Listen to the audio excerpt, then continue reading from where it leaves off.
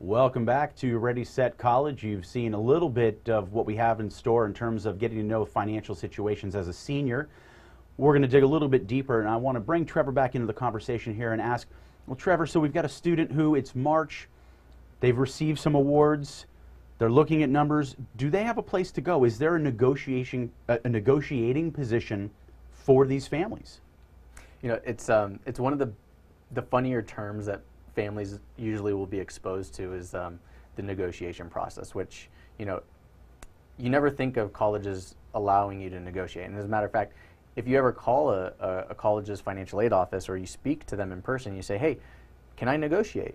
Well, the answer is most likely going to be, we don't do that, or no. But the term really that every family really wants to become familiar with is there an appeals process? Or the other way that you can really understand how that process works is it's called a special circumstance. In our world, we call it the negotiation process, because really what we're doing is we're negotiating with the school to see, is that first award that they gave us really the final award, or can we maybe use other financial aid offers that we receive from other schools that might be a little bit more affordable for the family to use as leverage to say, hey, can a school pony up a little bit more of their own institutional funds in order to reduce the cost for college? We run into so many different situations in our industry where families get a letter and they go, oh, well, I guess that's what it is. I guess we need to come up with $20,000 or $25,000, even though we really didn't have that in mind. And, you know, we only make, you know, $100,000 a year. We don't have $20,000 a year set aside. We forget about this process of there's 2,300 colleges in one of you. And there is a demand to get the best students who have the most to offer schools. And even if you push back a little bit and you say, hey, can you meet me halfway? Can you be reasonable in this? You'll find many schools have a little bit more in their pocket than they lead on to believe. Right. Give us some examples from your travels, Trevor, that would give our listening and viewing audience an idea of what they can still do to affect change. Absolutely.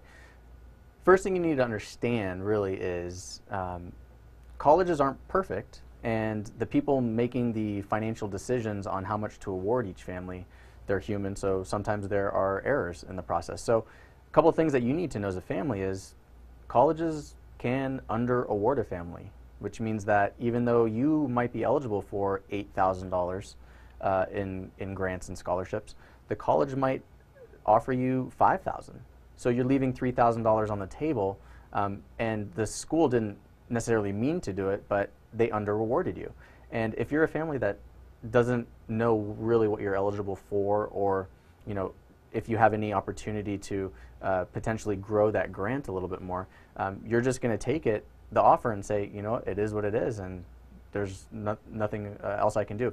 Fact of the matter is, and families you should really know, is colleges will sometimes under-award or mis-award just based on some of the general information that you provided them in the financial aid forms, which I will say is very black and white. They don't really get to know who the family is. They don't know the dynamics. They don't know what hardships or special circumstances or medical expenses you might have. And really, that's where this whole negotiation or appeals process comes in. So just as in a college application, a student's job is to really become a good storyteller. In the financial aid process, it's the family's job to become a better storyteller. Yeah, well said. Absolutely. So we've looked at things like misawarding and underawarding. I've also seen some weird stuff through clients of your own who, on paper, you'd say, well, why do we bother filling out a financial aid form? Because we make too much money to qualify for any aid. And I've seen and heard some stories from you and your clients who get an enormous amount of money when, on paper, they shouldn't get any. Right. It's comical, actually. You know, without giving away any names, I have a client who he works at Dole and does pretty well in terms of income. And really, you would look at his tax return and you'd say, well, this family really doesn't need any financial aid, no matter what, even if it's NYU that costs $75,000 a year.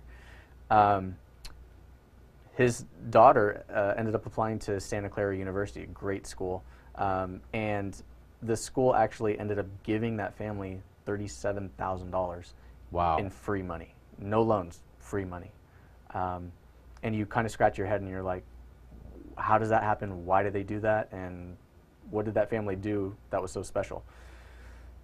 I will say a lot of schools will definitely pull money out of their pocket to get the right students to come to their school because they're trying to draw that student to come, which obviously will affect their rankings.